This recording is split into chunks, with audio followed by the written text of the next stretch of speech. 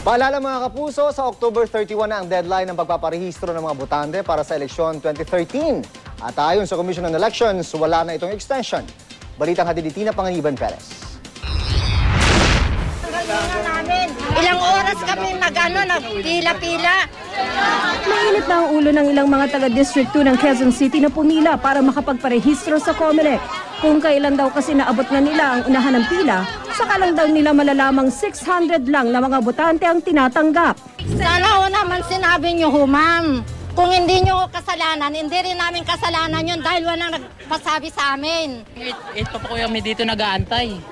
Hanggang ngayon, sabi nila hanggang 1,000 doon. 1,000 daw eh.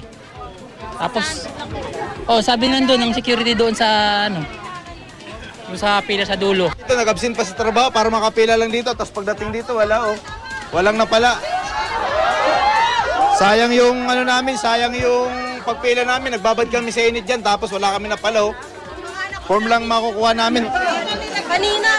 Lalo pang nagalit ang mga nakapila nang baguhin ang nakapaskil. Ang pagkakaintindi nila sa bagong sign, 600 lang na botante ang irerehistro ng COMELEC mula noong Sabado hanggang sa October 31. Pero nilinaw ng COMELEC na ang cut-off na 600 na botante ay kada araw. Hanggang 600 lang kami kasi pagka sumobra kami, yung mga bata at saka yung computer nagbabagdaw. Huwag din daw sanang isumbat sa kanila ang pag-a-absent ng iba sa trabaho. Since 2011 pa kami nagre-register dito, Monday to Saturday from 8 to 5. Yung 10 minutes, 5 minutes, hindi nila maibigay. Kulang kami ng tao. Pero sadya sigurong sanay ang mga Pilipino sa last minute dahil may ilang ang akala kasi simula pa lang ng voters registration tulad ng isang first-time voter. Hindi ko po expected na marami rin po yung taong nagpaparegister. Maaga pa lang po eh. Mas mabuting bago pa pumila, nasulatan na ang mga kailangang form. Nakakatagal daw ng proseso ang mali-maling isinusulat dito ng ilang botante. Lalagay place of birth, Quezon City.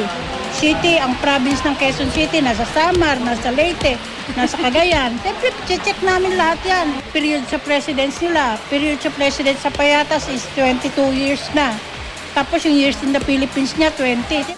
Magdala rin ng valid ID na may litrato at address. Pero siguruhin ang address sa ID ay sakop ng opisina ng COMELEC kung saan kayo magpaparehistro. Pagkatapos ma-verify ng COMELEC ang pagkakakilanlan ng botante, bibigyan naman siya ng kanyang precinct number. Susunod dito ang data encoding at biometrics kung saan ilalagay sa computer ang mga impormasyon ng botante at kukunan siya ng litrato at pirma. Pagkatapos, thumbprinting naman.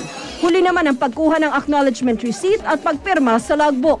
Mahigit isang linggo bago ang deadline ng voters registration, dagsa na ang mga gustong magparehistro sa iba't ibang tanggapan ng COMELEC at inaasahan ng komisyong hahaba pa ang pila habang papalapit ang deadline na October 31. Kahit holiday sa Biyernes, October 26, tuloy ang voters registration. Paalala ng COMELEC, hanggang alas 5 ng hapon na lang sa October 31 ang pagpaparehistro. Wala ng extension. Tina Panganiban Perez, GMA News.